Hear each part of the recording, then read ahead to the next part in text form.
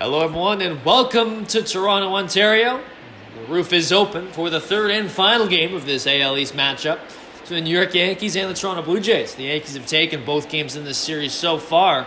Now 2.5 games above Toronto in the AL East, but it's a very special day here in Toronto as Nate Pearson top Blue Jays prospect and the 8th prospect in Major League Baseball, makes his Major League debut. And listen, Drew, he's got a pretty big task today. The Blue Jays need a win.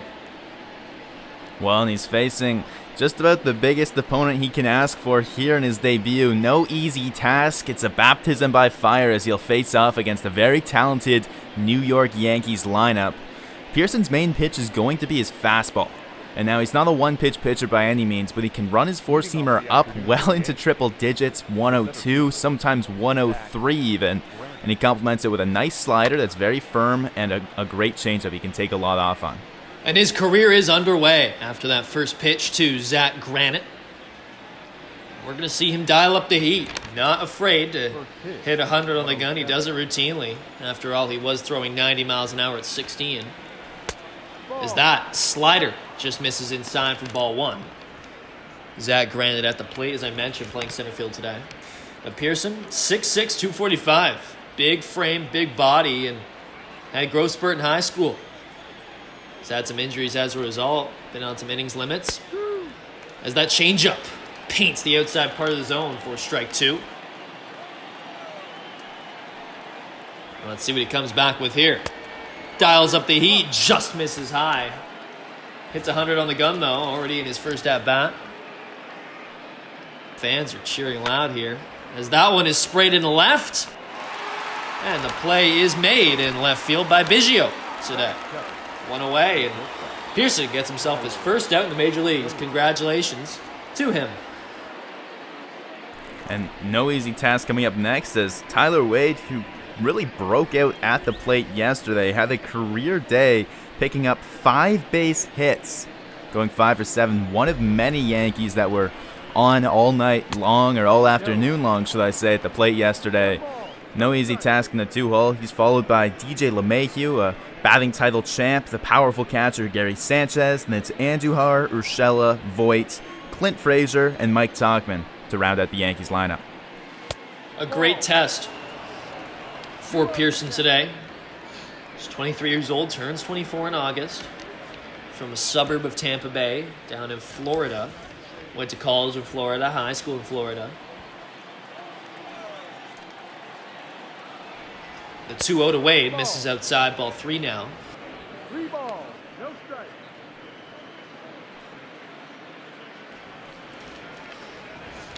And, Pearson, I mentioned his innings limits, I mentioned things like that, but how about his draft stock? He could have been a first overall pick in many drafts, and in fact, some thought he would be in high school as he walks Tyler Wade. He ends up going 28th overall in 2017 because teams simply didn't see him a whole lot. They didn't like his injuries in high school. They didn't like, really, the lack of throwing in high school. It gets up to junior college, and it's like, well, you're facing junior college hitters. This isn't some premier training facility, Then all of a sudden he starts lighting up the gun, starts hitting triple digits all the time. Scouts start showing up at that point. As we see a pitch out here. And the Jays are very happy to, as you mentioned, to pick him in the late first round. They got him 28th overall of that 2017 draft, and he's really blossomed since being drafted. Another pitch out, and that one's stolen. Wade gets a bag on a really good jump there. And they read the steal right. Back-to-back pitch outs. This time he's running, and they get a good chance to throw him out, but the throw on the wrong side of the bag, and Wade's in there safely. As that one sprayed foul, it's DJ LeMahieu at the plate. 2-1 count. So now runner in scoring position, just 1 out for former batting champ. Let's see how Pearson gets back in the count. As that one's fouled off, now 2-2.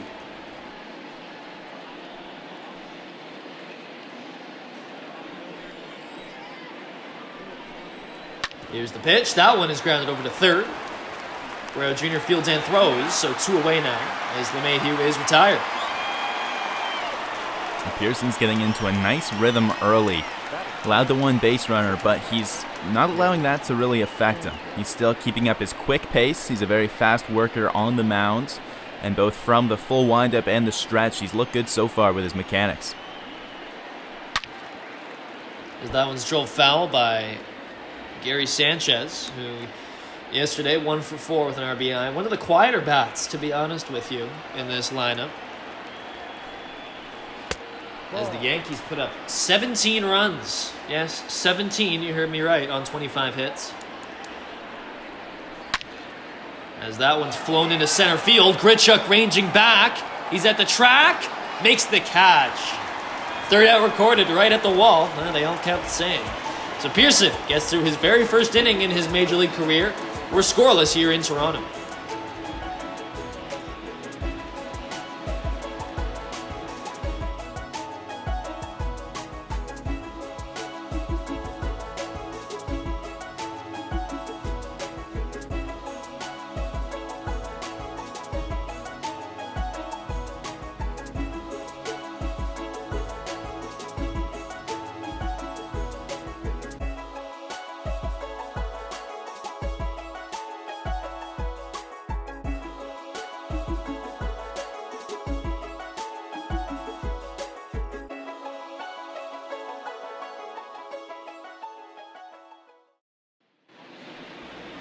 Welcome back, Virtual Jays Network. Jackson Farough alongside Drew Frank. We welcome you in, and it's Chad Bettis on the mound for the Yankees today. Bettis is making just his second start of the season with the Yankees. A longtime Colorado Rocky. The Yankees were able to get him for some depth pitching, and by the time they lost Severino with Tommy John surgery and a few other subtractions from the rotation, Paxton being hurt among others, Bettis has proven to be a nice signing. You know, they didn't necessarily know where he'd slot in, but now with some rotation spots opening up, as I mentioned, he's going to get an opportunity. He looked good in his first start last week as part of a 9-2 win against Detroit. He threw 6 innings of 1-run ball. Looked really good. No. So he's got in store today for this Yankees team, who's already taken the first 2, and I mean, they'd love themselves a sweep, but I think more than anything, it's about just getting some rest and getting a guy like Bettis in for some work.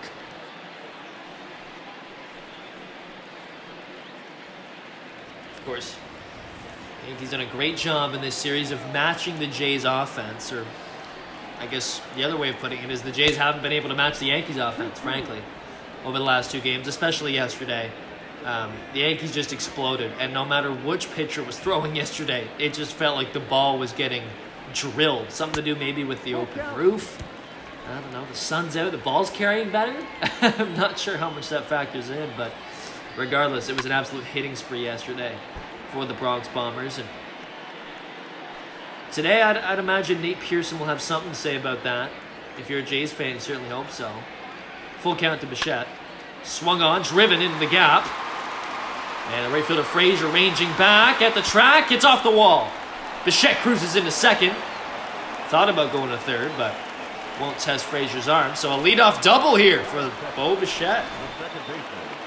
Bichette doesn't waste much time at all. Back in the leadoff spot, and he's looked good in his limited sample size.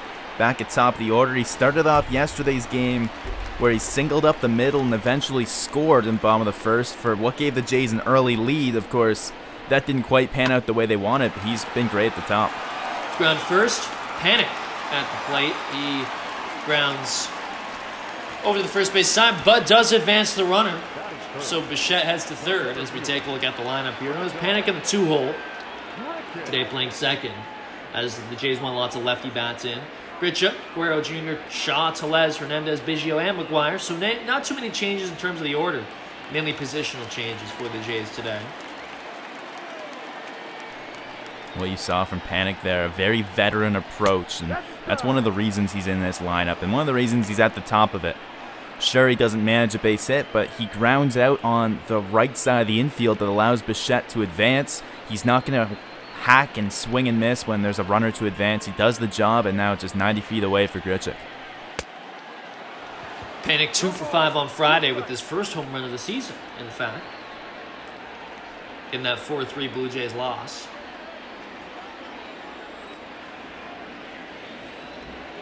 Oh, 2 to Grichuk, center fielder.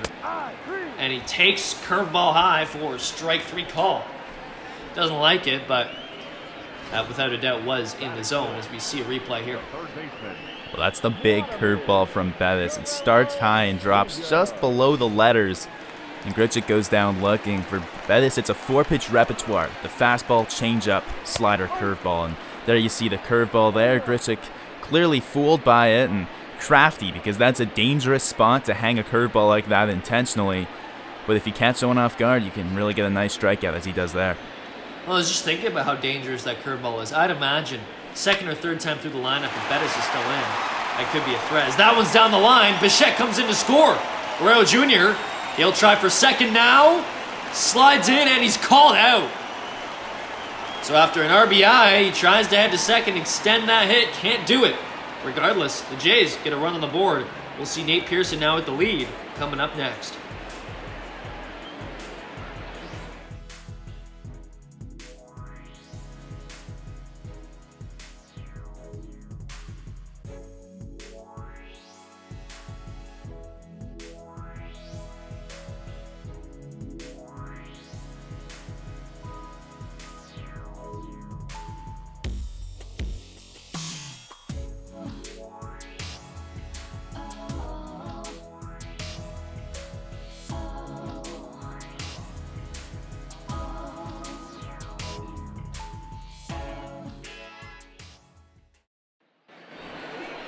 So Nate Pearson returns to the mound now for his second inning of work through 17 pitches in the first.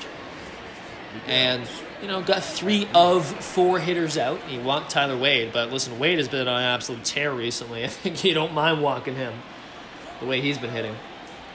So it'll be Miguel Andujar, whose average just keeps on going up now, 293. I think when we started this series, it was around 283.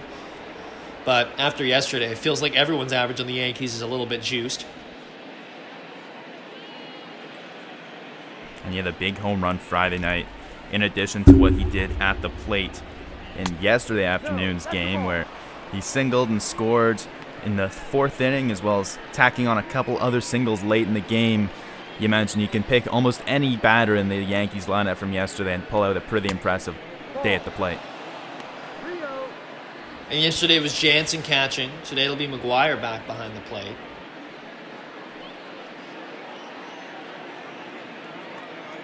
And is there a reason as to why McGuire may be catching Pearson today as opposed to Jansen?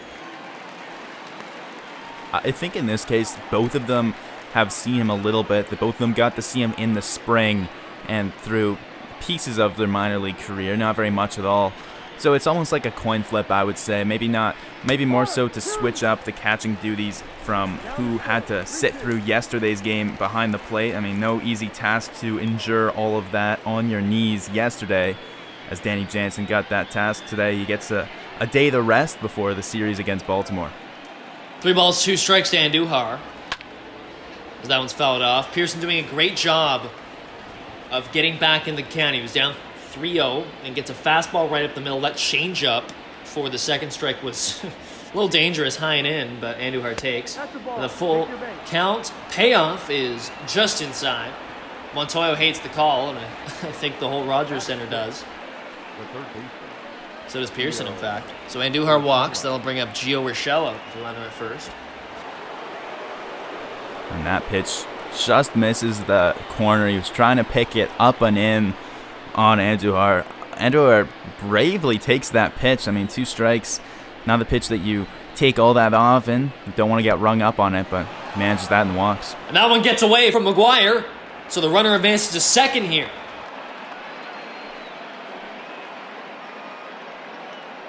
Tough play for McGuire there, as you see that one get away from him. It goes right off his knee pad, it looked like, and ricochets all the way down the first base line. Pearson had to run over to get it. So Andujar to second. Nobody out, runner in scoring position now for Urshela. As he drives one into right, Hernandez comes in and makes the play. And, of course, the hitter cannot advance. And a leadoff walk is dangerous in just about any inning, but he compounds the issue with the wild pitch, so the runner gets to scoring position with still nobody out. Nice work to settle down and retire Urshela quickly without moving up the runner. Voit hits one right back to Pearson at the mound. He whips one over to first, gets the out. And this time, Andujar is able to advance. So the runner goes to third, 2 away now for Clint Frazier, who Pearson actually faced in the minor leagues a little bit. Pearson got 3 starts in AAA to end his 2019 season, one of them against Frazier's AAA team. And that one's into right field. Hernandez makes the play, but not before a run comes in to score. Got ourselves a tie ball game. And a little revenge for Frazier on the big stage. That one appearance that he had against Pearson in 2019, he went 0 for 3, and Frazier struck out twice against Pearson. Here he wastes no time, singling on the first pitch of the at-bat to tie this game up and drive in the Yankees' first run of the game. And now he's got a tough task with Mike Tauchman, the lefty at the plate, and he is a monster at the plate this season. OPS over 1,000, 8 home runs now, a .319 average. I mean, it just... yesterday he hits a home run. On Friday he hits a home run. I mean, he just keeps on getting better and better, I feel like, this Tauchman character. And now in his last 4, he's got 3 home runs. He's about as hot as you can get. And he's got a rookie pitcher against him. 2-1 now after that changeup gets in there. We're seeing Pearson throw that changeup up in the zone a lot. That's his 3rd or 4th one. That's right basically middle in the dangerous spot, but he's yet to be stung for that. You got to think these Yankees are talking about that, though. At some point, it's a pitch you'll stop laying off and you'll start swinging at. 2-2 to Tauchman as Pearson looks to escape. That one misses outside. No strikeouts yet for Pearson here. Although it is still his first major league start. I think if you're a fan, you're just looking to watch at this point. Anything you get is gravy, if you know what I'm saying. Tauchman takes inside for a walk, so now runners at first and second. The batter, the center fielder, Jack. I think this shows you, what a leadoff walk can kind of do to hurt you. Because, Urshela flies out, but Voit able to advance the runner, and then the single with 2 out drives him in. That's all it takes at the major league level. These lineups know what they're doing in terms of moving hitters over. In fact, I think small ball isn't just a major league thing, obviously, but the point I'm trying to get at is leadoff walks, they'll kill you, especially in the majors. And he's got 3 walks already. That leadoff walk this inning was the 2nd. That one's going to second. Panic makes the play. So Pearson allows a run, but he's able to escape. So we have a tie ball game here. It's 1-1 heading to the bottom of the 2nd. Don't go anywhere. This one looks to be quite the thriller coming up.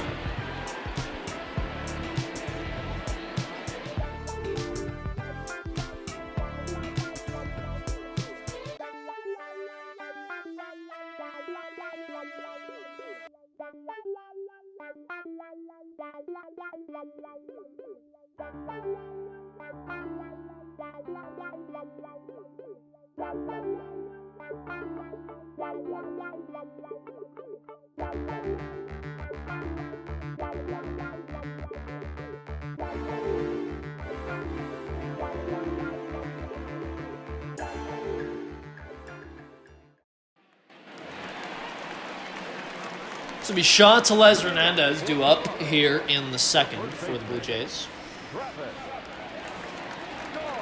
Shaw yesterday 1 for 3 with a walk and an RBI, and the day before went 2 for 4.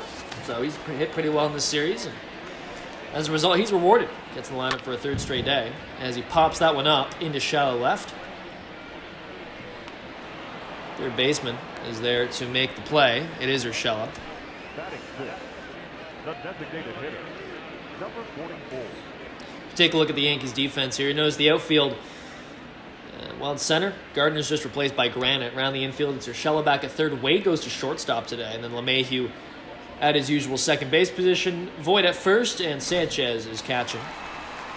3rd game of the series and 3rd different position we've seen Tyler Wade play. Started the series at 1st base, slid over to 3rd base, and now he's playing shortstop, so really proves the versatility that he provides. A guy that hasn't quite been around the block too much in the major leagues, but, providing value by his versatility. As Tellez shoots that one into right, and that's a base hit. Tellez is aboard, a leadoff single, or a one-out single, I should say, for him. And he was pretty quiet yesterday at the plate, Tellez was. Going 0 for 4, and he didn't play on Friday, so this is his, in fact, 1st hit of the series. One of just 2 Jays yesterday that was kept off the hit column. Him and Gurriel. Today Gurriel gets the day off, but Tellez right back in the lineup and only takes him 1 at-bat to reach base with a base hit. So here's Hernandez. 0 for 4 on Friday, got the day off yesterday. Hitting below 200 now. Hernandez is looking to try to get his season back on track.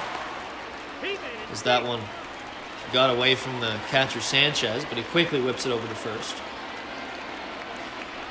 2-0 to Hernandez here. Swung on and missed. Bettis challenges him with a fastball and is rewarded with a strike.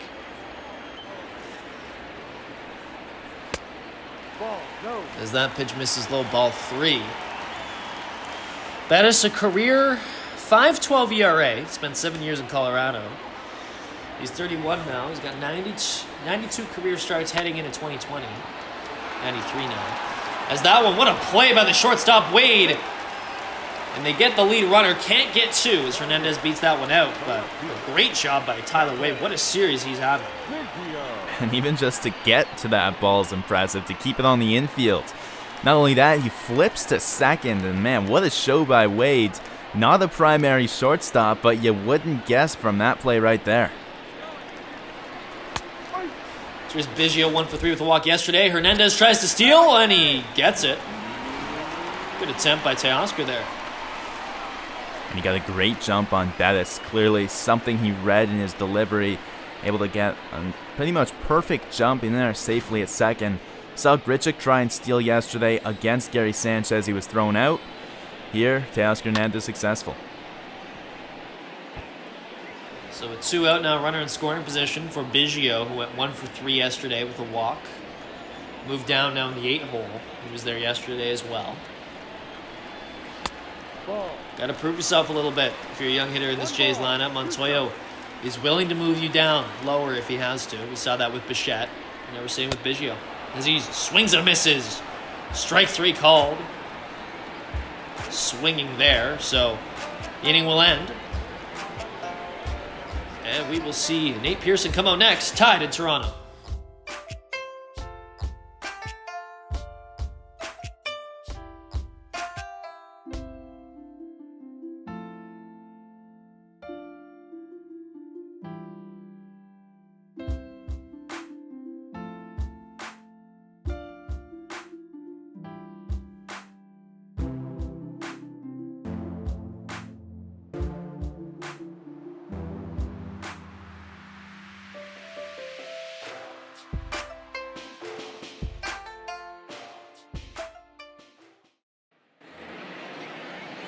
Tyler Wade up now, shortstop today.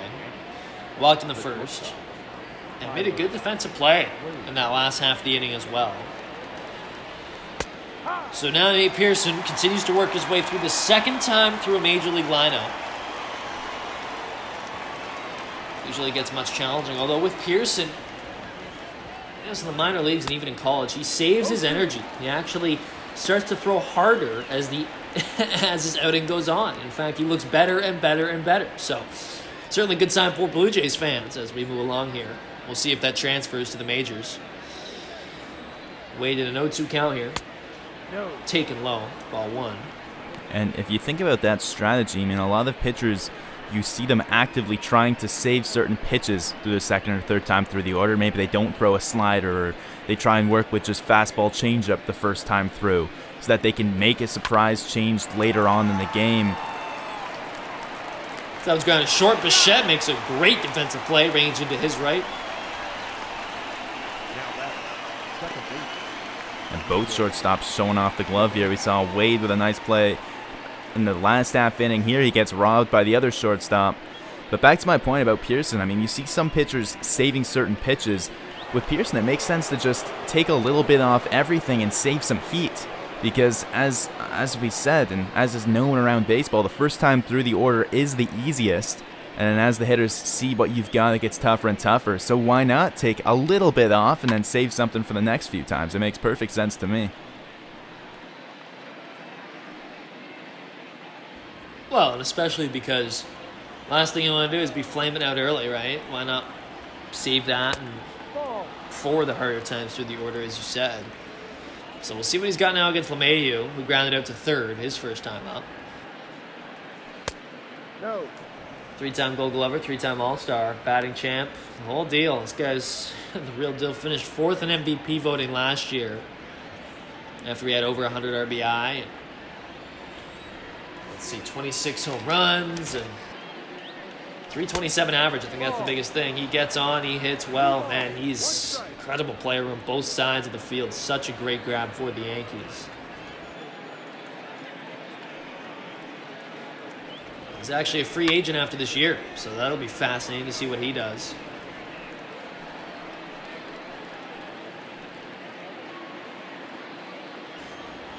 So a full count to LeMahieu. Swung on and missed. Pearson's first strikeout of his career comes on a swing and miss from DJ LeMahieu.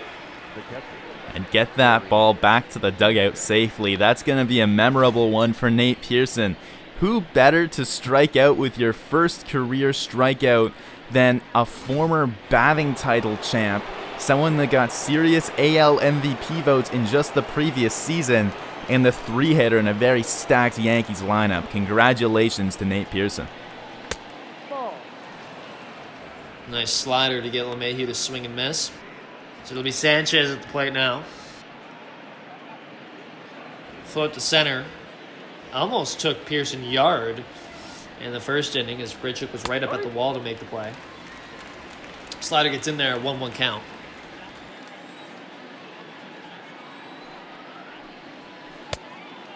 Oh, check swing there.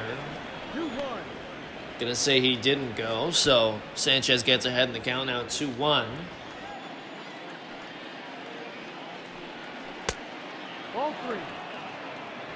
As Pearson looks to potentially get through his first 1-2-3 inning. Although he's in the 3-1 count now against Gary Sanchez. Under the sun here at Rogers Center. That one's taken in the zone. A great pitch on the outer half. Make this count full. Here's the payoff. Taken low, ball 4, so Sanchez will walk. Now bring up Miguel Andujar, who himself walked to lead off the second. And that's been the big thing with Nate Pearson so far. It's been the walks. He's just allowed the one single. Only hit he's allowed so far. It was that RBI single hit by Clint Frazier back in that second inning. But 4 walks already. Potentially a little nervous. Maybe that's factoring in. Home biggest crowd he's ever pitched in front of here on a Sunday afternoon. Everyone's here to watch him pitch. Maybe we'll see that settle down a little bit as he gets more acclimated to the major league environment. Well, yeah, you make a good point. This is a big, a big event, a big moment for the kid. I mean, yeah, a lot of attendance here at Rogers Center, more than usual this season. Dome's open for just the second time this year. It's a Sunday afternoon. I mean, the tickets were flying off the shelves as that one's flown into the seats foul. Off the wall, pardon me. 0-2 quickly here to Andujar. But yeah, big moment, especially against the Yankees, who are at the top of the division at the moment. Swung on and missed. So Pearson escapes a 2-out walk with a nice strikeout out on Andujar. He's got 2 in the day now. Pearson does. Still tied 1-1 here in Toronto as we head to the bottom of the third.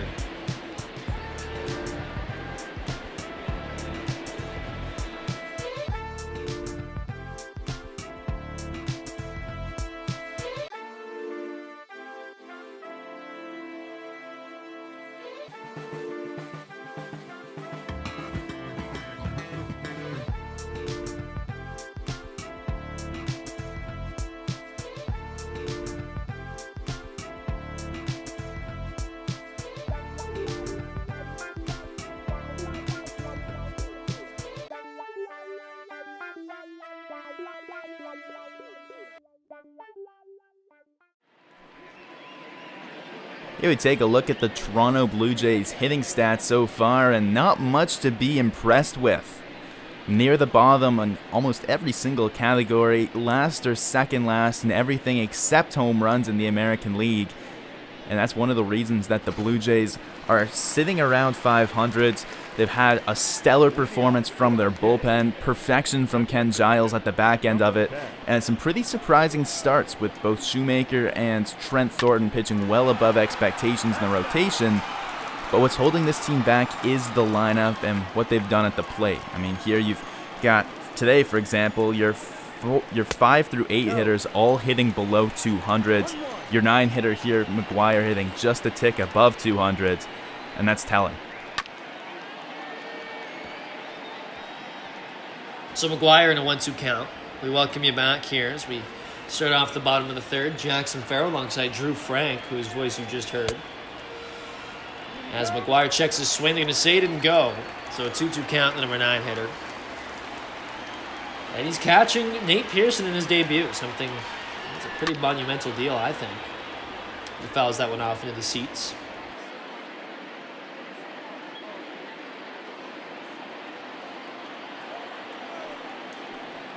Two-two to McGuire. Taken for strike 3 called. And it's interesting. You hear from catchers sometimes after they catch a perfect game or a no-hitter or basically a big pitching performance. And they say, yeah, I was so focused on the pitcher, I went 0 for 4 at the plate. Do you see something like that maybe happening with McGuire today where he's so locked in on getting Pearson a good start, he doesn't care at all about the plate? Or what do you think there? Yeah, I mean, I think that's a good point. We talked about all the pressure on Pearson, all eyes on him. I mean, Reese McGuire's got to be feeling it just as much because everything that Pearson throws, he's responsible for. Catching a guy at the first time for the major league level, this big stage, yeah, I think that's a very valid point. As Bichette flies up to center. And also, I mean, pressure on McGuire, too, both defensively and offensively, because he's the backup at the moment in that position. Jansen is the starter, so McGuire also battling just kind of stay at the major league level and kind of fighting for his job a little bit as well. So a big day for McGuire, too, and that can't be understated. Overstated, rather. Yeah. Panic steps in, takes first pitch strike. Grounded out over to first the first time up, but he was able to advance Bichette over to third, which helped Guerrero Jr. drive him in. And Panic's seen Bettis quite a bit from both of their shared time in the National League West. Bettis, we mentioned, with the Rockies, Panic with the Giants. He's 7 for 18 against them coming into today. That's good for a .318 average with a home run and 3 RBIs.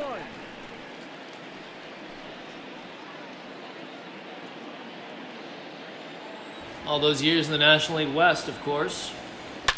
3-1 to Panic, sliced right up the middle. You heard it off the bat, a great hit from Panic. As Granite has some trouble with it in center, but he's able to field and make the play. So, with 2 out, Panic is able to get himself a single. And if you look at that history, it's not just the fact he's hitting over 300 against them, it's just the sheer sample size. You've seen him more than any other hitter in the entire American League. And that just speaks to, knowing what he throws, reading it out of his hand, knowing his pitch speeds and how he mixes them. And you see it pay off here with 2 productive at-bats in his first 2 times up.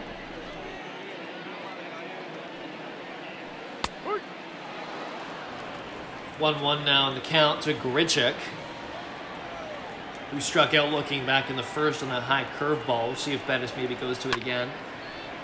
That one's fouled off now, 1-2. I think that's a pitch you have to be very cautious going to again. It's almost like a fool me once, shame on you, fool me twice, shame on me. You don't get fooled by a pitch like that twice in a row. And Grichuk gets fooled there on the inside low pitch, this time from Bettis. So we're through 3. Still a 1-1 game here in Toronto, the virtual Jays Network.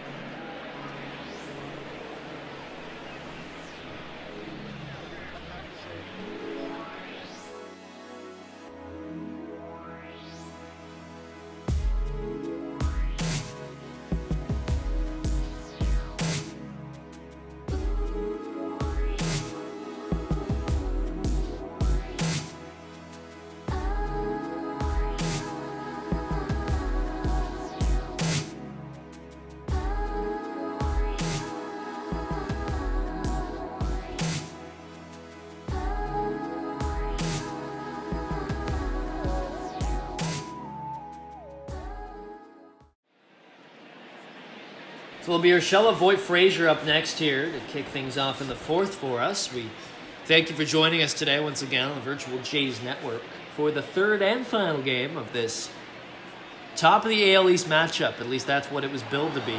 Bit of a benchmark game for the Blue Jays. But it hasn't really been much of that. I mean, in the first game it was close, a 4-3 win for the Yankees, fine. But yesterday, New York really blew things open. 25 hits. Yes, 17 runs in fact. They won by 10, 17-7 final score. And it doesn't look like that'll be the same thing today. As Urshela grounds out the second play is made by Panic.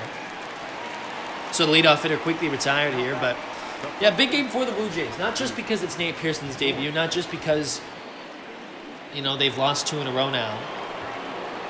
You want to salvage the series, and you want to show baseball, because all of baseball is watching today, frankly. It's a top pitching prospect's debut. It's the Yankees and the Blue Jays, 2 teams at the top of the AL East at the moment. First of all, you want to stay in the top of you want to stay in the conversation, the top of the division. Even more so, you want to prove that you can hang with this team at least a little bit. And maybe on paper they probably shouldn't be hanging with them.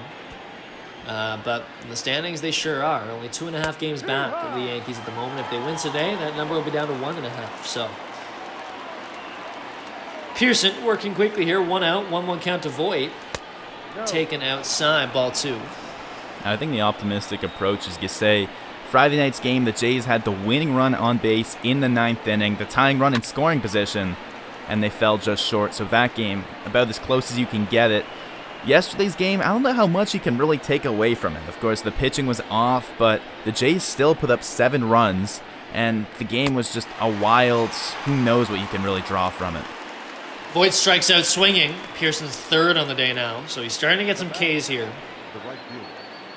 Starting to get some whiff. So now it'll be Clint Frazier, who singled last time up and actually drove in the run for the Yankees.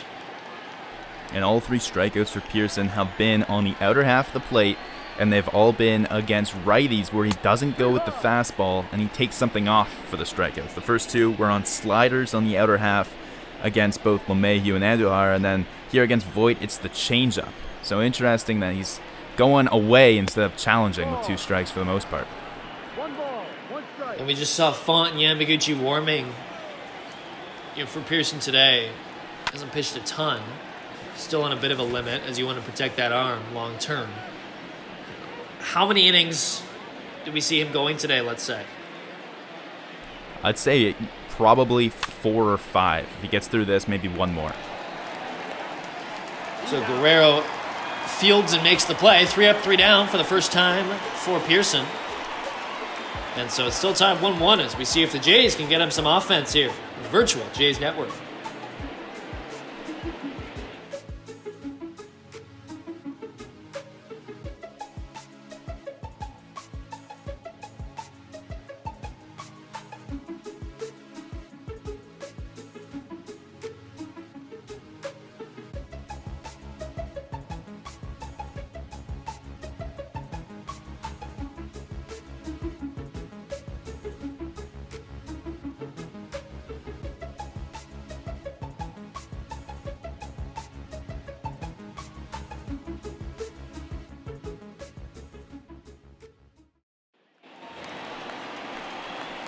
Welcome back. Bottom of the 4th inning here in Toronto. On a gorgeous Sunday afternoon. It'll be Guerrero Jr., Shaw, Tellez. So the power hitters up now for the Jays as they look to potentially give Pearson some run support. As that one's over to 3rd. It's stopped by Urshela. He'll try to make the play. Doesn't get it over in time. So a tough way to start the inning for the Yankees defense. It'll be ruled a base hit. And Guerrero hits it over to his counterpart at 3rd base and is able to reach as a result. And Travis Shaw, the dangerous Travis Shaw, comes to the plate. As he hits that one right over to 3rd. Chance for 2 here. And they get it. An easy double play recorded by the Yankees and quickly 2 away now. The very next pitch hit over the 3rd. Urshela wastes no time getting it to 2nd quickly. A sharp pivot at the 2nd base and easily, very easily gets Shaw by a handful of feet. Very clean execution by these Yankees. Urshela strong feet to 2nd base. And then no problem turning that, getting Guerrero and over the Shaw. Nice execution by the Yankees defense. You saw Voit pointing there to his 2nd baseman. He liked the turn, and yeah, some good defense. So Tellez comes up with nobody on, 2 out. Takes ball 1 outside. Yeah, look at Chad Bettis. I mean, his career ERA into the 5s. But he's made, as I said, 93, or I guess this would be his 94th career start. So longevity, despite not the great record perhaps something to do with the Coors effect and how you expect his ERA to be a little bit inflated because of how difficult it is to pitch at Coors Field?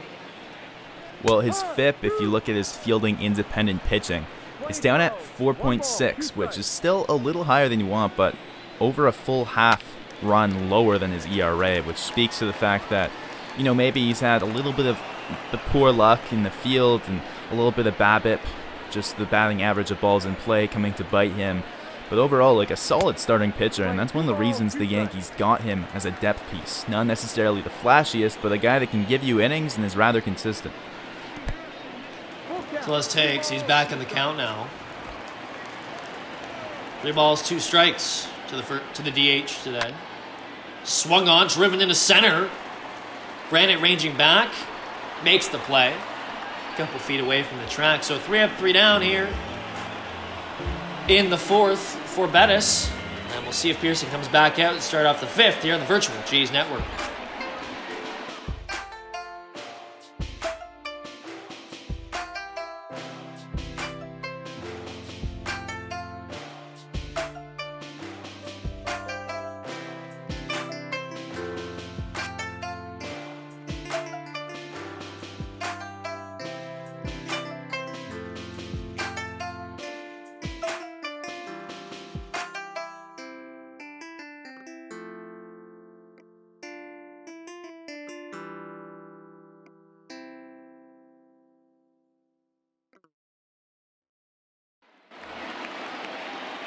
So we'll see Pearson come back out now for his 5th inning of work. Just 66 pitches so far. And only 1 run allowed. Coming off his first clean inning. Let's get the 9-1-2 Talkman, Granite Wade. And Granite and Wade, that'll be his 3rd time facing them. So we'll see what Montoyo plans to do with Pearson here as he continues to work his way through the lineup. But first things first, he's got to get past Talkman. That's no easy task. Not your traditional number 9 hitter. Talkman's got great contact skills and lots of pop down there. Drills that one into right field. Hernandez ranges over. Gets underneath it for the first out. There's a few factors here affecting how long Nate Pearson will stay in this game. First off, he's at 68 pitches, which you can see is a rather low pitch count for here in the 5th inning for a rookie pitcher. But he's got 7 days of rest, so he's a little more rested than normal. Moved around the rotation because of coming up from Buffalo to Phil Anderson's spot. As this ball's grounded over the first, and Shaw will retire the leadoff hitter, Granite. Nate Pearson, in his last start out, went 6 innings against the Rochester team in the AAA division, and that's Minnesota's affiliate team. He went 6 innings, just giving up 1 run on 6 hits, striking out 8. But maybe don't expect him to go a full 6 here, being the extra pressure and the training and the adapting to the Major League schedule. If he can get through 5, that's a very, very impressive start from him still. One thing I've noticed from early on, his windup is so clean. His delivery is so polished, so repeatable. And he sequences his pitches, at least he's trying to, very well. I think that takes time at the Major League level to kind of, especially with a new catcher and everything else. His high school coach, or his college coach rather, said that one day he could hit 110 based on all his stuff, his sequencing, his windup, the whole deal. The fact that he's grown so much, so quickly. As I mentioned, he threw 90 at the age of 16, had a growth spurt in high school, got to 6'6". Gets strike 2 in there, gets Wade, 2-2 count. Fascinating player to say the least, and great future ahead. Fly out into center. Gritchuk gets underneath it. So another 3 up, 3 down inning for Pearson. Seems to be cruising a little bit here as we head now to the bottom of the 5th. Still tied 1-1.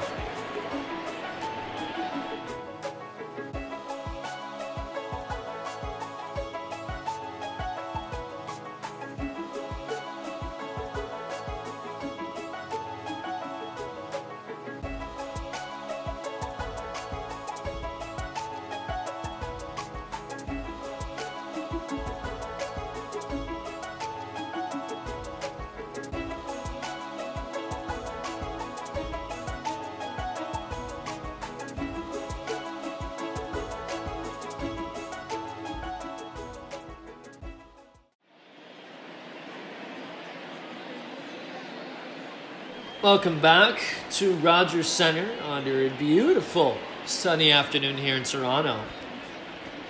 Nothing better than some afternoon baseball in the springtime here in May now. It's May baseball, believe it or not.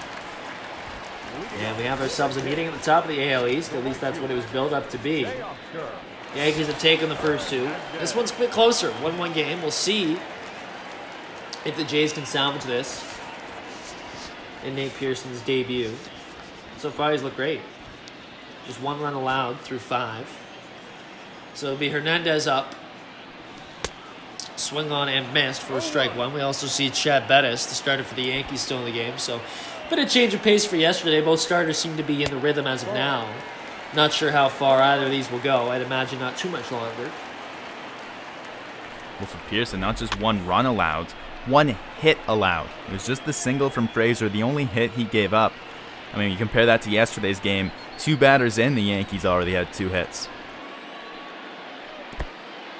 4 walks for Pearson on the day. That's been a bit of a concern, but you'll have that. Just 1 hit, as you mentioned, so a good start for him. As that one's grounded over to LeMahieu on the shift, makes the play. So the leadoff hitter is retired.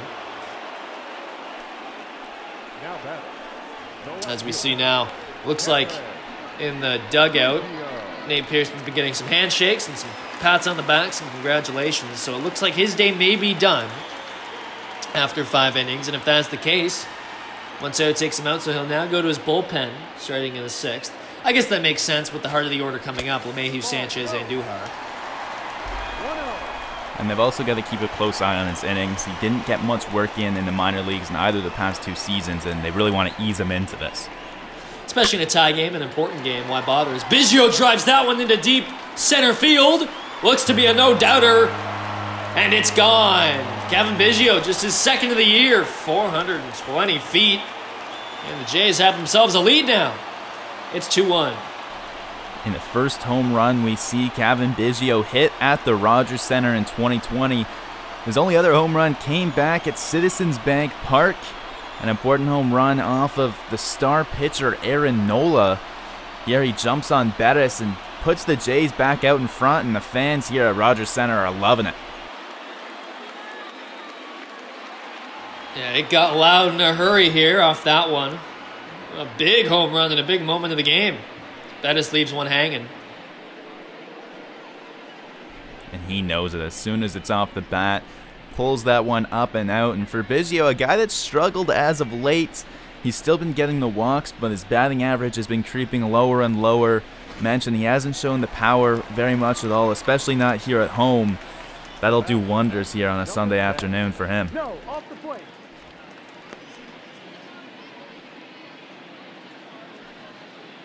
Summertime home runs when the dome's open, not much better. I feel like people with their windows down waiting in traffic on the Gardner would have heard that one. So 2-1 Blue Jays, bottom of the 5th. Chad Bettis still in. Now listen, both starters look great today. Pearson's day is done. It's a great outing for him in his debut. And Chad Bettis, how about him? Just his 2nd start of the year. And, prior to that home run he was dealing, only allowing, 4 hits. And looking solid. And now, still keeping his team in it. It's just a 1-run ball game. And if Pearson's day is done, which it looks to be, he'll now be in line for the win with that home run off of Biggio's bat. So McGuire strikes out. Now 2 away. Bettis' 5th K on the day. The batter, number 11. Shortstop. And we see him use the changeup yet again. Same pitch that got McGuire to strike out earlier in the game, except it was a low changeup that he took for a strike. Watch that strike 3 go by. Here he swings over top of it. 0 for 2 on a day for McGuire. We have Bo Bichette. 1 for 2. Double in the first. Came around to score. Takes inside. Called strike 2. Bichette moved back to the top of the lineup. Seemed to be working for him, at least early on. Although yesterday, 1 for 5 with an RBI, so not too bad of a day for him. Sac fly as well as a single.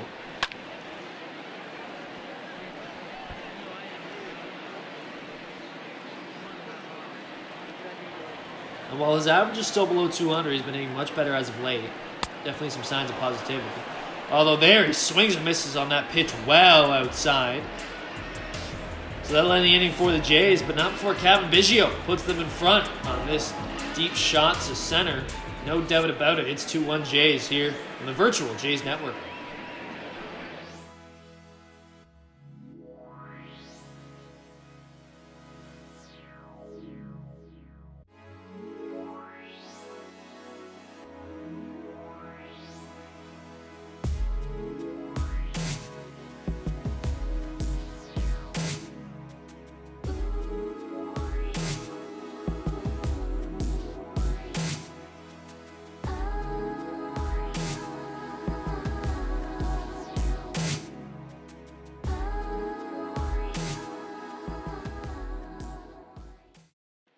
Ladies and gentlemen, your So Wilmer Font in the game now for the Jays. I mean, Pearson's day is done, and we'll see what Font can do. Tough outing yesterday for him. Not a great look for him, but the ERA still below 2 just because of how strong he was off the top of the year. First run on the board against him yesterday, but like we said, it almost seemed like it didn't matter who was on the mound for the Blue Jays. This Yankees team was dialed in and just wanted to hit all afternoon long. Mayhew steps in, takes ball 1. See Justin Miller and Jordan Romano getting warm in the Blue Jays bullpen. Makes sense. Font trying to do what Montoyo has wanted these, his long relievers to do, is bridge the gap between the starter and the back end of that pen as he gets the first out in foul territory. And for Font, that's so important just to get back to that. Really only needs 1, maybe 2 innings today of solid pitching. And with Font in the game, we've got an official line for Nate Pearson in his major league debut. He goes 5 innings of 1-run ball with just the 1 hit allowed. That was the RBI single by Clint Frazier. He walks 4, which might be a little concerning, but again, maybe nerves, anxiousness. You gotta hope that'll settle down. He strikes out 3 on the day. 3 big hitters. He doesn't get the first strikeout until the 3rd inning, but he gets LeMahieu, Andujar, and Voit to strike out swinging. 3 powerful righties that can do a lot at the plate. And overall, a very impressive performance from Nate Pearson. You can't really ask for a whole lot more than that from him. And the biggest thing, he leaves in line for the win. So, can't be too upset at that start. A great first 5 innings in the bigs for Nate Pearson. So, congratulations to him. Didn't let the moment get too big for him. Did a really good job of just settling in. I think early on there were some nerves, but a great job of just limiting the walks. And he, 4th, 5th, he retired 7 straight batters to end his outing. So, definitely some signs for positivity. 2-2 to Sanchez. Taken outside, ball 3.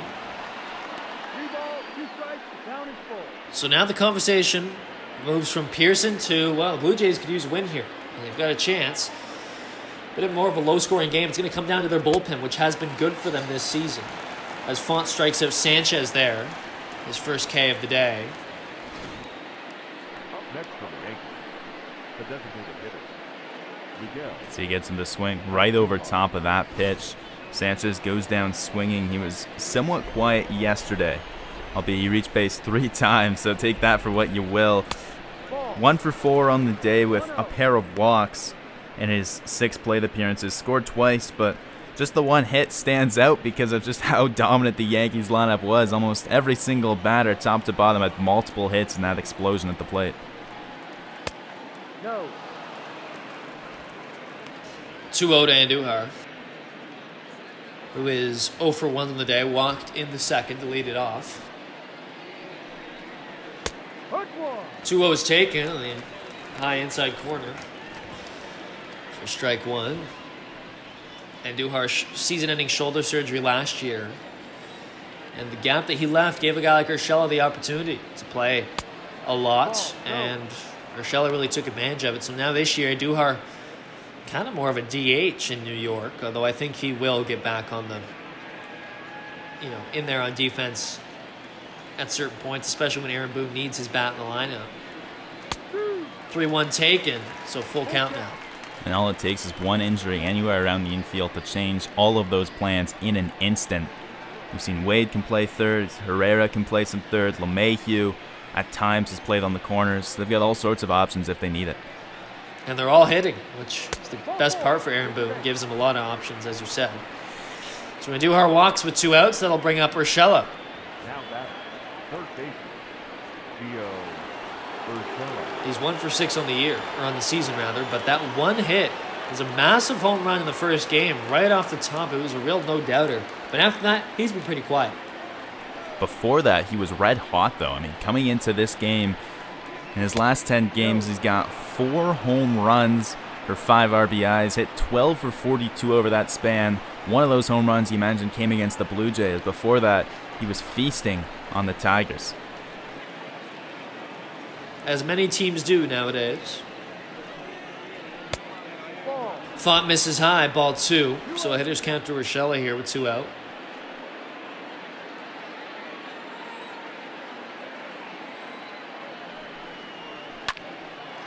That was swung on and over to the third baseman. Guerrero Jr. throws to second for the force out from his... Oh, he was right on his butt, in fact. What a play from Vlad Guerrero Jr. to end the top of the 6th here in Toronto.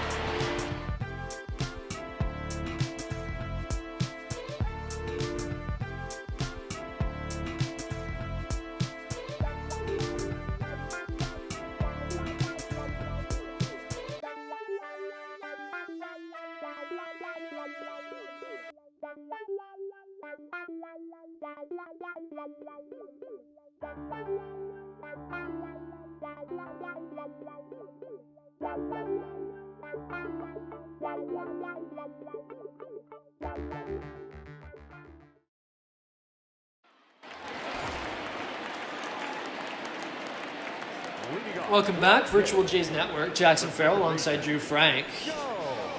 Nate Pearson's debut. He goes 5 innings. 1 hit, 1 earned run, 4 walks, and 3 Ks. That runs score bank in the first. But other than that, Pearson started to look really solid. Retired the last 7 batters he faced in order, so certainly some signs of positivity. Chad Bettis, I should say, still in this one. Currently behind 2-1 off the Kevin Biggio home run last inning.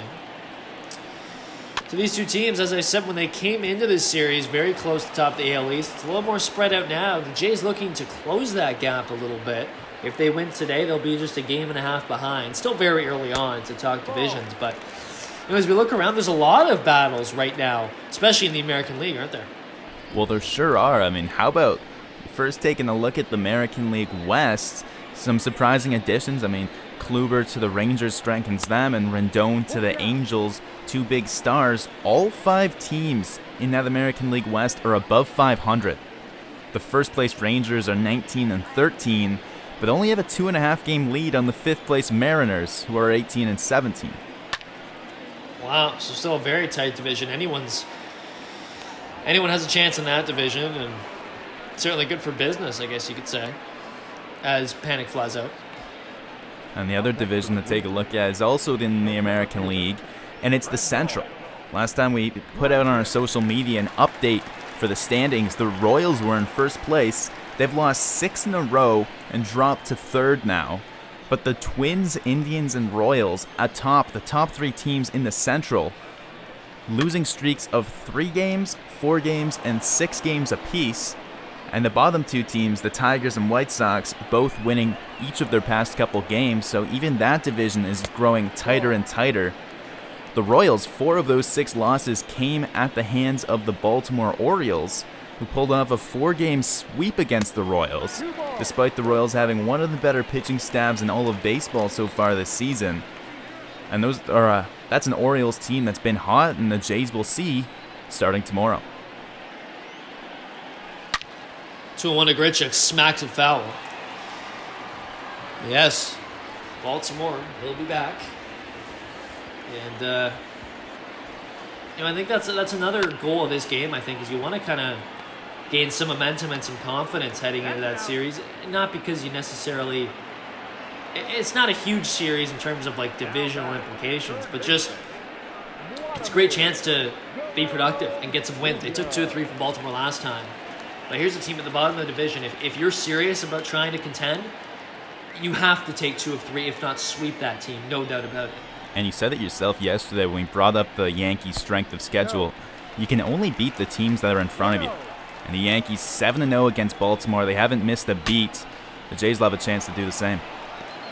Broken bat pop-up. Sanchez gets out in front, makes the play. So 3 up, 3 down quickly here for Bettis as he gets through 6. Only allows 2 runs and 6 hits. Blue Jays still have the lead as we head to the 7th now at Rogers Center.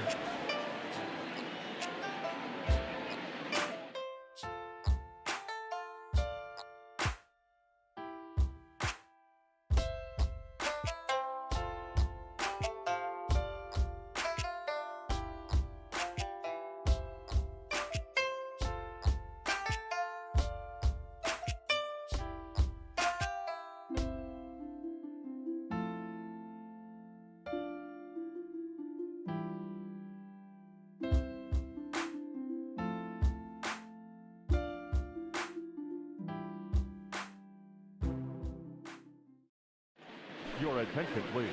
Welcome back to Toronto. We'll see Justin Miller come in now in the 7th inning as Montoya transitions to his high-leverage bullpen situation. It'll be Miller, Bass, Giles if everything works out here, 7th, 8th, 9th, respectively. And so far, so good for the Blue Jays pitching staff. They've gotten through the first 6 clean with just 1 run allowed. The combined efforts of Pearson through the first 5 and Font for the 6th. Now it'll be Miller, who we saw pitch just yesterday against the, on Friday night against the Yankees, where he pitched a clean inning, striking out 2. Actually pitched for an inning in the 3rd. He got 4 outs, giving up just 1 single hit.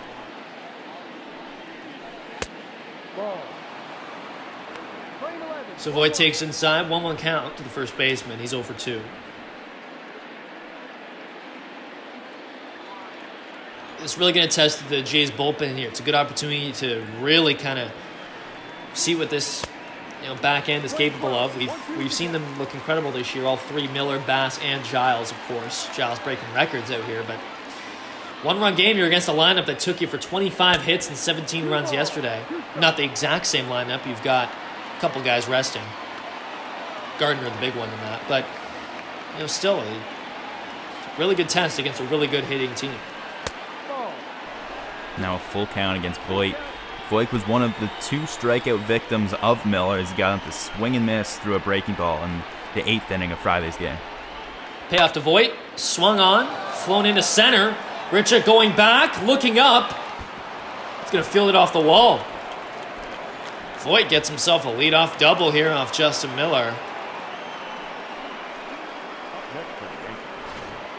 And that ball was hit hard into center field. Looked like that might have had a chance to get out. And maybe with how the balls were carrying yesterday, it would have in yesterday's game, but here it bounces about halfway up the wall, and Grichuk gets it in quickly, but Voit easily into second base, and Yankees are cooking. So a big moment now in this game as nobody out runner in scoring position for the Yankees. And with Frazier, Tauchman, and Granite due up, you'd think they certainly have a chance to drive him home and tie things up here. Good chance, in fact. Frazier did the same back in the 2nd. The only run allowed by Pearson was on an RBI single from Frazier.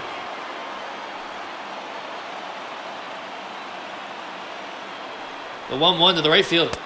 Taken inside. Frazier, 5th overall pick in 2013. Traded over to New York in 2016.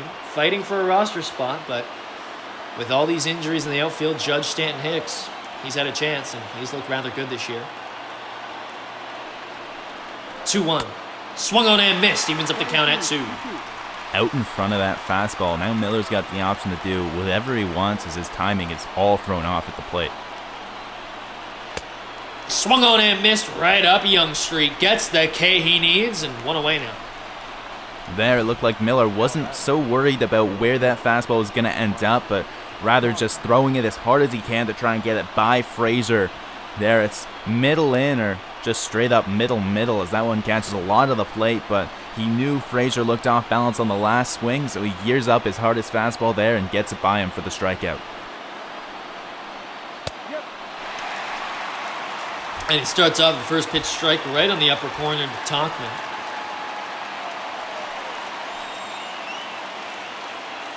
Tauchman 0 for 1 with a walk. As he fouls that one off. Now, Tauchman is, you can make the argument he's due here. 3 for 6 yesterday. And 2 for 4 the day before. So, at least 2 hits in each of his first 2 games here in Toronto this season. A quieter day for him.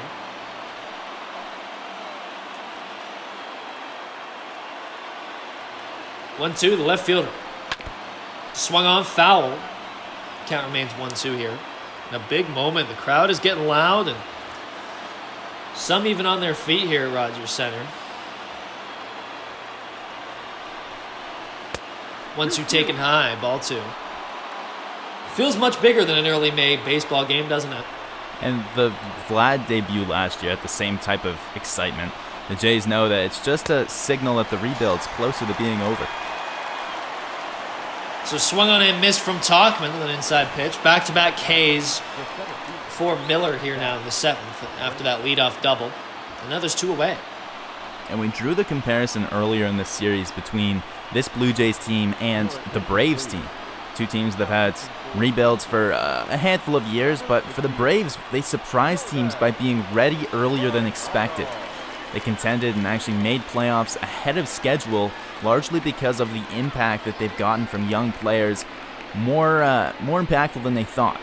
So the Jays maybe not quite on the same trajectory, but with how they've played above 500 and the youth that they've seen injected into this lineup, I mean, it's hard not to get excited as a fan. So Romano comes in, Zach Grant at the plate. You're right about that. Lots of hope. I think that's the biggest thing. Hope sells in Toronto, right? You look at the Leafs. They've sold hope for the last 50 years. And now you see the Jays trying to do the same with this rebuild, but some real hope on the horizon, it looks like. Future potentially now in Toronto.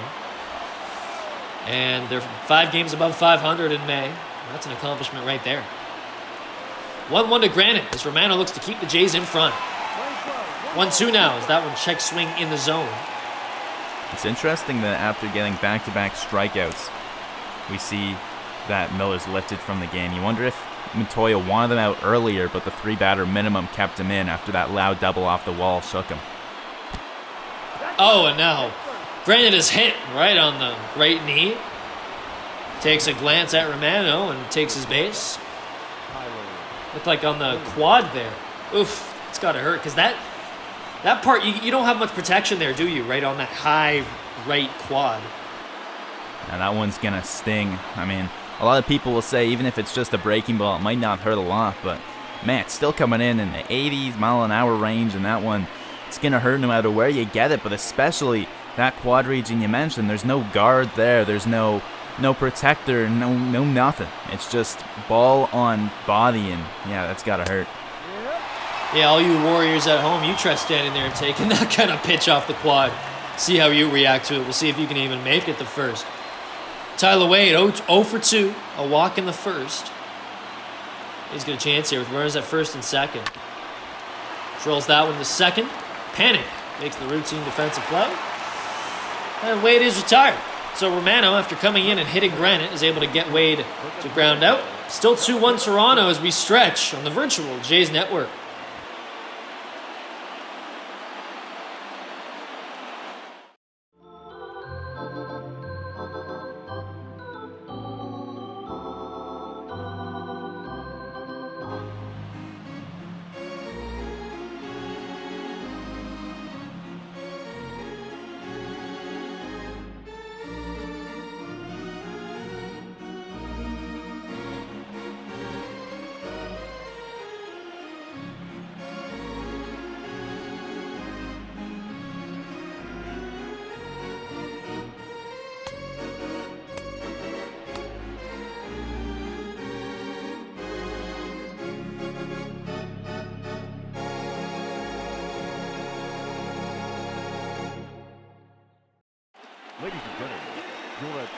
Welcome back. So, Chad Bettis' day is done. It'll be Zach Britton, the lefty, taking over on the mound for the Yanks.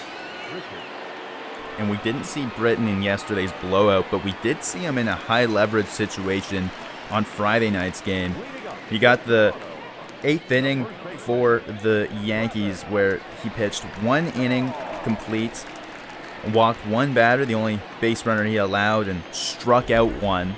Looked good out of the pen, and part of the Yankees bullpen that's very experienced, very established, and he's a guy that is now familiar in the 7th and 8th innings, but he's also got a lot of closing experience that these Blue Jays know from seeing him in his time in Baltimore.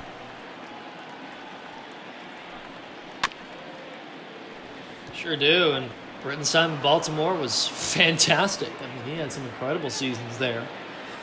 I think of the season, 2016, he had an ERA below 1. 0-2 to Shaw.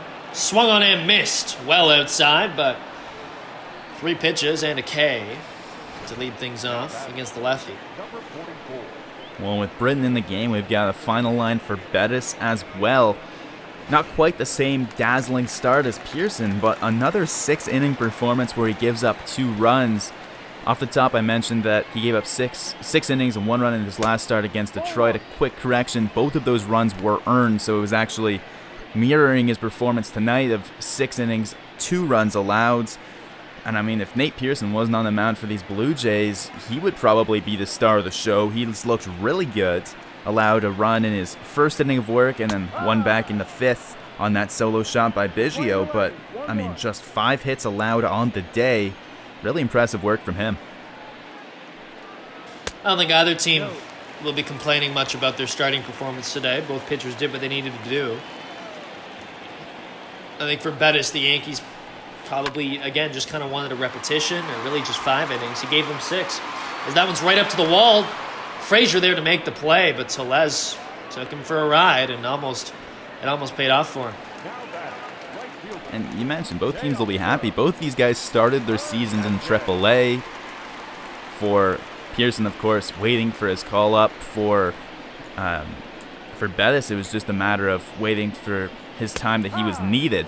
Start the season off with the Wilkes-Barre-Scranton Rail Riders, and of course worked his way up to the majors. He was a very established pitcher, so he didn't have anything to prove down there, but he was waiting for his chance. He's gotten his chance, and now 2 quality starts in his only 2 outings. So the first righty to face Britton today is Hernandez after a couple lefties are out.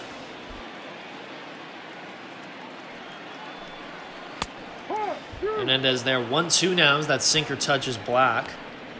Good pitch to get him ahead in the count. But yeah, no complaints about the starters today, and I think especially when you have bullpens like these 2 teams do, you don't mind 5 innings from Pearson. You certainly don't mind 6 from Bettis.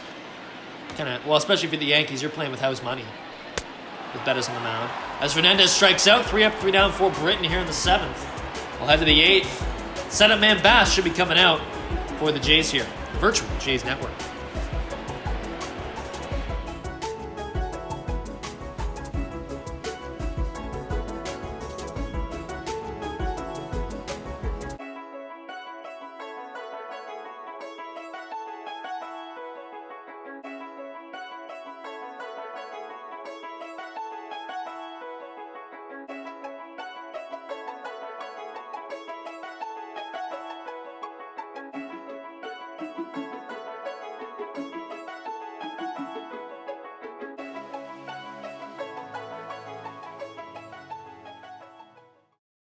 Your attention, please.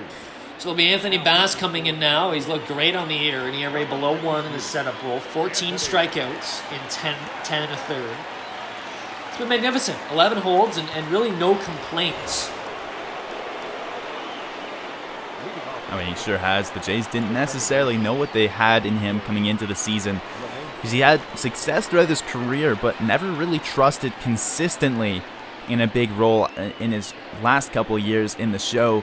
He just has 1 run allowed, and that's impressive. I mean, his only run came against Tampa Bay back April 18th, where he had a 2-run lead, gave up a solo home run, turned it into a 1-run lead, but it worked out because Giles came in, and that was all he needed, as that was part of Giles's stretch where he didn't allow a single run. And for Bass, I mean, really nothing to complain about. He gets a quick fly ball out there. He's been efficient with his pitches. Now this is the 14th game we've seen him in. He's racked up 1 save and already 12 holds on the year.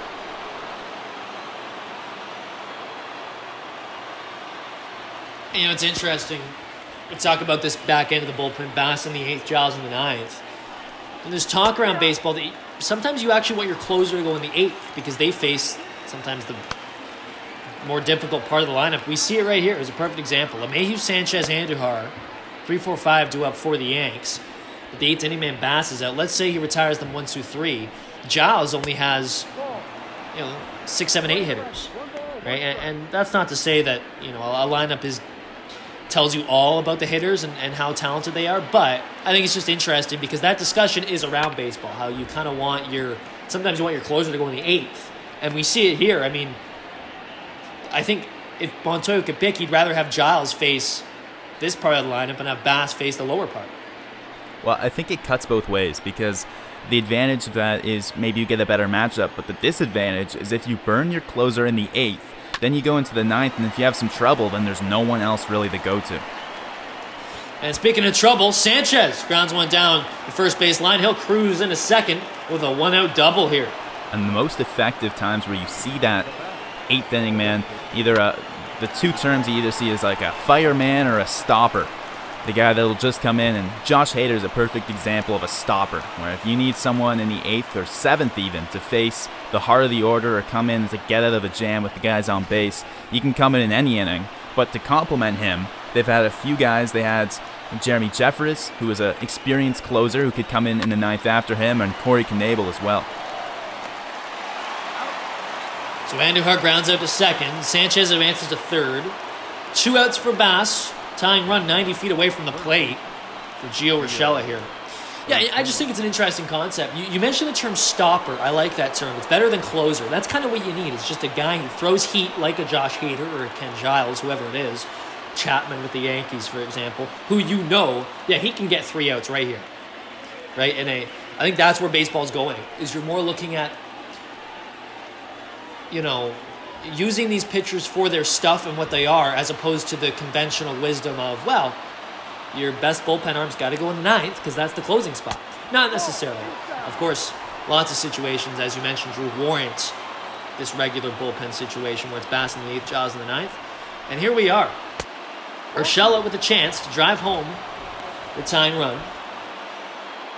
90 feet away from the plate.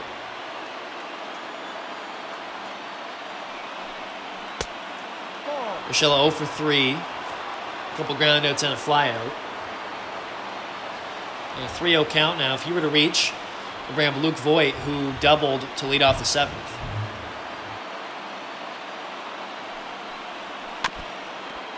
Fouled off.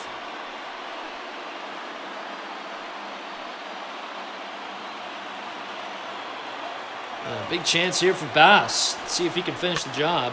As that one's popped up, looks like he will. McGuire underneath it, takes a couple steps over, makes the play. So after a 1-out double from Sanchez, Bass is able to work around it. The lead continues to be the Blue Jays, 2-1 as we head to the bottom of the 8th in Toronto.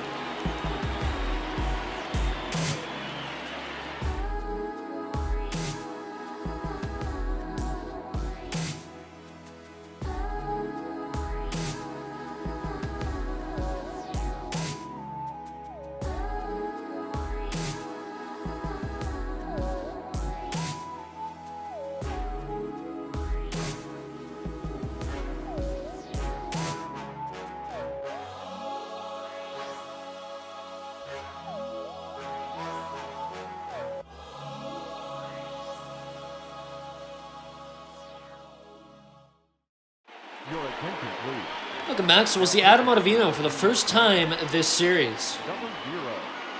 Adam. And Ottavino is a very experienced reliever. He knows Bettis from the time when they were teammates back in Colorado. And Ottavino is a guy that this Jays lineup, a couple young hitters coming up here with Biggio and McGuire, followed by Bichette, guys that haven't seen too many funky deliveries and too many breaking balls quite like Ottavino's.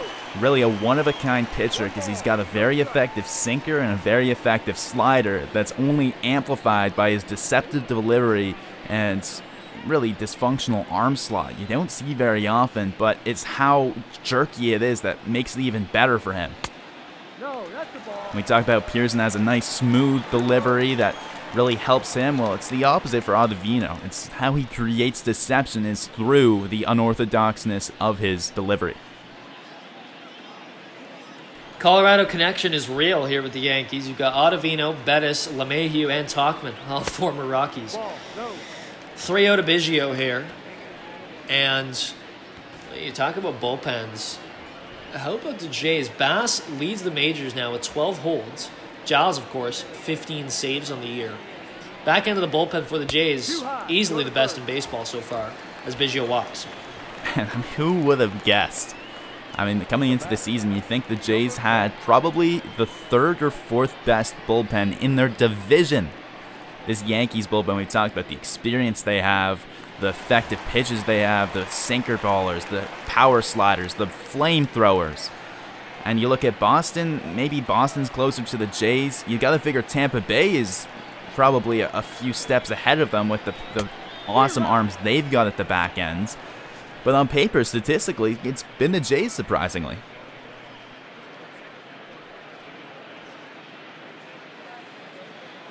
Key term there, surprisingly.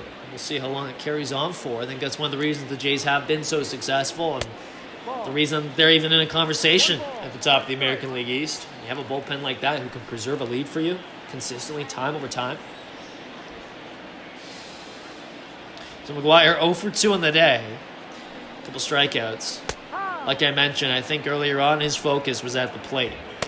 With Pearson's debut, wanted to make sure that went well. It did. And we'll see what kind of late game heroics he brings here. He often does. Runner at first.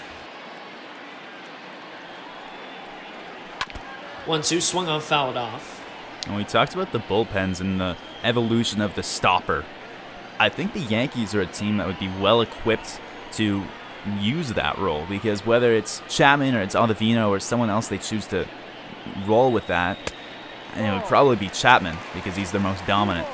They've got other guys that can step up and close. Well, if the Jays, like I said, use Giles in the 8th, they kind of have no one after that. They don't really have this big power arm they can trust. If the Yankees use Chapman in the 8th, I mean, Britton has lots of closing experience, as does Ottavino, and a few other guys you can turn to. Canely, I mean, you've got options. McGuire strikes out swinging. So 1 on, 1 away here. I'll bring up Bo Bichette, who's 1 for 3 in the day. And 3 strikeouts for McGuire. 3 pitches low in the zone. He watches the first one at the knees in his first at-bat, swings through them on his next 2 at-bats, and very quiet in the 9-hole, 0 for 3.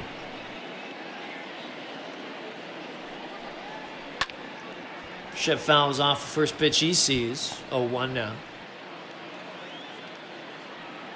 An opportunity here for the Blue Jays to give their closer Giles a little more run support, a little more insurance, if you will. Under the sun here in Toronto. Fans, lots of them coming in abundance here to see Pearson make his debut, and it was a good one. 5 innings, 1 hit, only 1 earned run.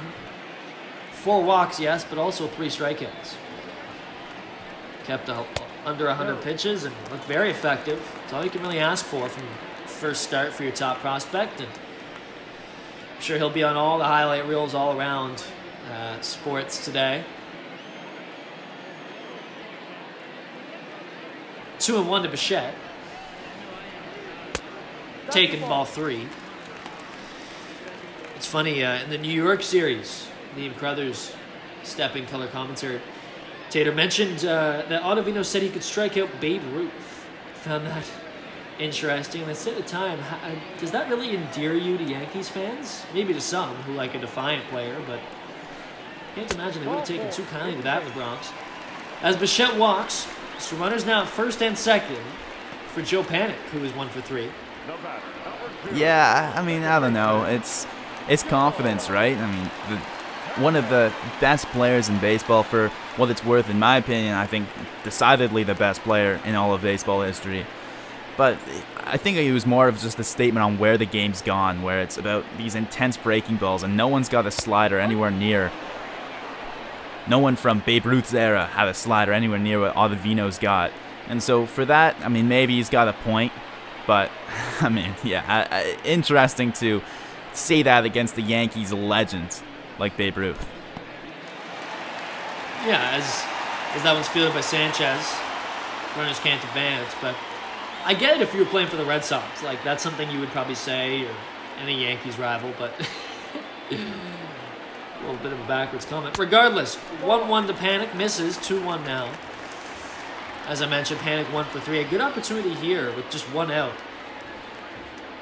to, like I said, jump on Ottavino, potentially a good matchup to give Giles some insurance. 2-1 swung on foul.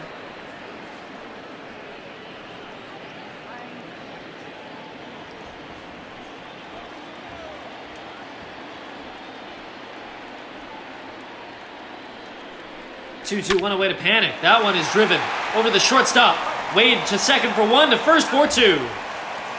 Yankees complete the double play, wipe out the base runners, and we'll head to the 9th. It's closing time. Ken Giles will come out here to see if the Blue Jays can salvage this series in Toronto.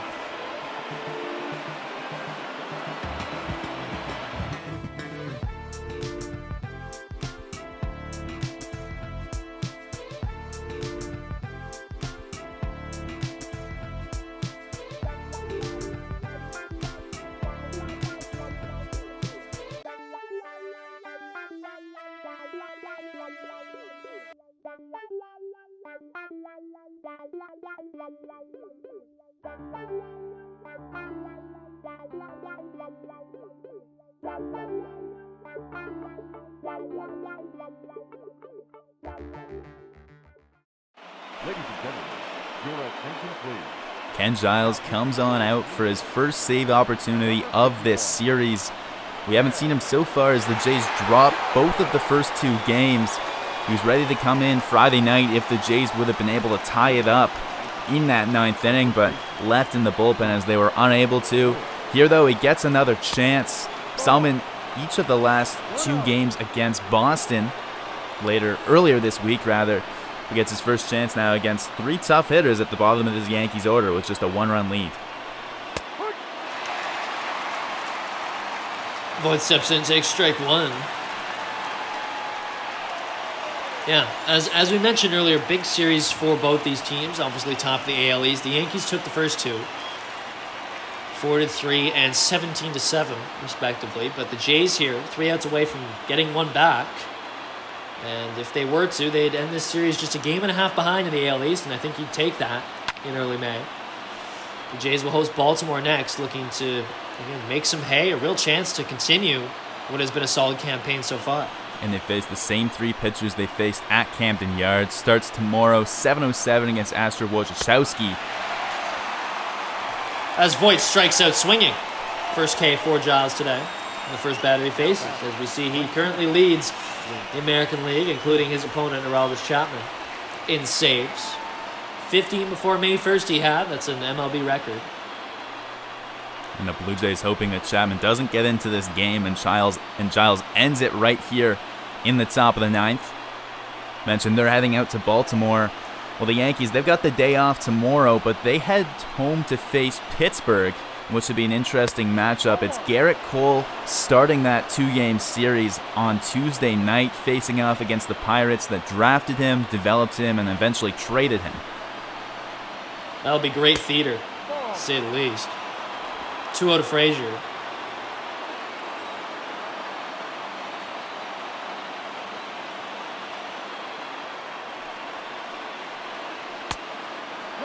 As a good check swing there by Frazier makes this count 3-0, yeah.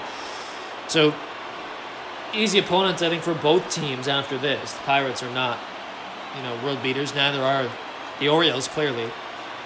So, good chances for both these teams to especially for the Jays, to bounce back a little bit from dropping this series, if they do so. But for the Yankees to keep on pedaling. They've looked great as of late. They've taken at least 2 here in this series. As Giles walks Frazier. with 1 out. And the walks have been biting Giles a little bit. Not necessarily a major problem or nothing he has to be too worried about or P. Walker has to be concerned about. It's just in the 9th inning when you have all these one-run leads, anytime you're allowing a free pass, it can get dangerous real quick, as now the tying runs on base and the potential leading runs at the plate and the guy that's hit well all series long. No. So ball 1 to Mike Tauchman, yet to get a hit today. But yesterday, 3 for 6. And the day prior, 2 for 4. Home runs in both those games. Only a walk today, as he's in a 1-1 count.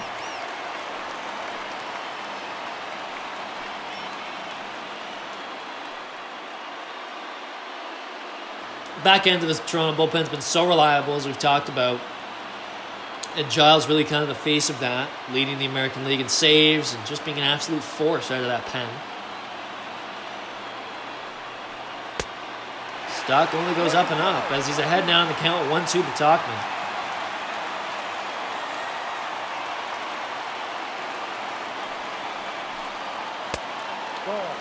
Slider misses inside 2-2. Tauchman 29. Really emerged in this Yankees organization as one of their premier bats at the moment. Taking low ball 3, and whether you like that statement or not, I don't think you can deny it looking at the numbers. He's tied for first in many statistics with the Yankees, including home runs.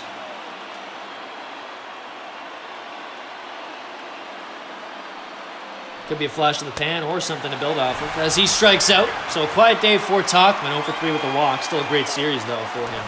And now 2 away here for Ken Giles. Giles battles back after falling behind, throwing 3 balls again in this count. Here he avoids the walk, challenges him with the fastball, decides not to mess around. It's a middle fastball. Hit me if you can, and in this case, Giles' fastball prevails, and Tauchman goes down swinging. So he's Zach Granite representing the final chance for the Yankees here. Again, tying run on the base paths after that 1-out walk to Frazier. He's got some speed as well. Still a big threat over there. Granite 0 for 3, reached after being hit by a pitch in the 7th.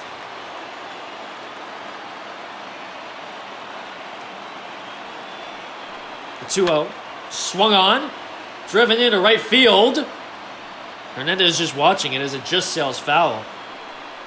It looked like it had the distance if that would have stayed fair, but either way, just a long strike 1.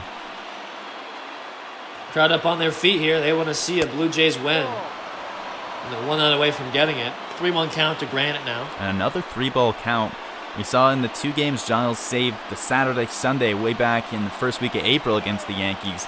Allowed 4 base runners in just 2 innings of work, but manages to not allow a run. And that one's taken for ball 4. Just misses outside. Giles doesn't get the call. So runners at first and second now. The go-ahead run at first. Tying run in scoring position for Tyler Wade, who's had a great series. A little more quiet today, but 6 for 13 this weekend. 2 doubles, 3 RBI. And this Yankees team has just combined for 3 hits so far today, but even a single now would tie this game up. That's a huge moment here for Ken Giles and this Blue Jays team as they look to try to finish this thing off. 0-1.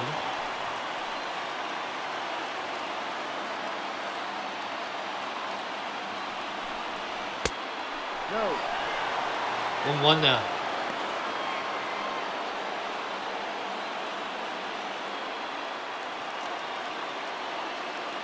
Wade 5 for 7 yesterday in the 2-hole. Pardon me, leading off yesterday.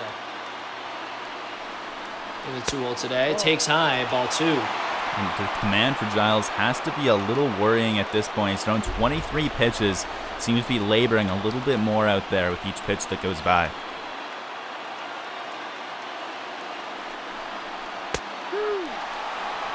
Misses outside the zone, but gets the call there. Strike 2. Much needed call for Giles. changes the at-bat drastically. So the 2-2, 2 out to Wade. Taken, strike 3 call in the inner half. Blue Jays take game 3. Nate Pearson picks up his first major league win and his first major league start. Congratulations to him. And the Blue Jays get their 20th win of the season. They're now just a game and a half back in the American League East. If you heard that before this season started, if you're a Blue Jays fan, I'm sure you'd be surprised. Yet here we are, beginning of May. And it's a great day for Nate Pearson's debut. He left the game while it was tied 1-1, but luckily for him, Kevin Biggio's got his back and he hits a home run to take the lead for the Jays before the official end to Nate Pearson's day, and that's the home run that held up as the winning run. 2-1 as the heroics from Biggio carries the Blue Jays to a victory, and who else for the player of the game but Nate Pearson picks up his first Major League win in his first Major League game and his first strikeout of his career against DJ LeMahieu. Not a bad day at all for the youngster. Great day for Pearson, and we saw both him and Bettis have good starts today. Much better than Roark and Hampshire did yesterday. Ken Giles gets his 16th save of the year, albeit it was a close one. 3 strikeouts, but 2 walks. So, the Yankees take 2 of 3 here in Toronto after the Jays are able to salvage this, and a real benchmark series for Toronto. So overall, what did you like from the Blue Jays this series? What do you think they improved, but what do you think they need to work on? Well, I mean, if I'm looking at this, I feel like Charlie Montoya's got to his takeaway's got to be that Saturday you got to forget about. And if you take that out, sure, it's a loss. Sure, you can't really be proud of it, but you can't take much from it at all. It was just the pitchers weren't locating, a lot of the balls left over the plate, and now Roark can look at that game with stuff to work on. But big picture, you're better off just putting that one behind you. You look at Friday night where you chased Chapman from the game. You had the tying run on second base, the winning run on base in the bottom of the 9th inning. You lose that game, very close loss. Today's game, you win a very close game, a 2-1 game where the Yankees had the tying run on second base and the go-ahead run on first base in the 9th inning. I think the takeaways, big picture, has got to be that this Jays team, well, of course, the Yankees are hurt.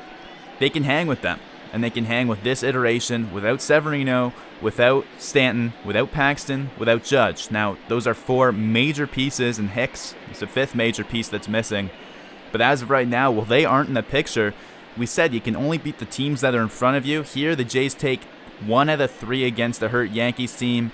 You'd like to see a little more because those guys are coming back. Stanton coming back as early as next week, and the Jays not facing the Yankees again until July. I mean, next time we'll see them, you can expect probably everyone back from that list except for Severino, who's out for the year. Judge should be back shortly after Stanton. Paxton not long after that, and Hicks might be questionable by July, but wouldn't be surprised to see him back by then. You've got stuff to build on, and hopefully you can take some momentum from today's great pitching performance into your series against Baltimore that starts on Monday.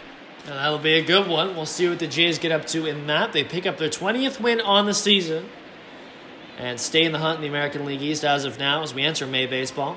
So we will see you tomorrow night, 7:07. Asher Wojciechowski versus Trent Thornton. I have full coverage of that here on the Virtual Jays Network. So for Jackson, Farough, Andrew, Frank, we thank you for joining us today for a very special day. It's Nate Pearson's debut, and he got himself the win. Have a great evening, everyone.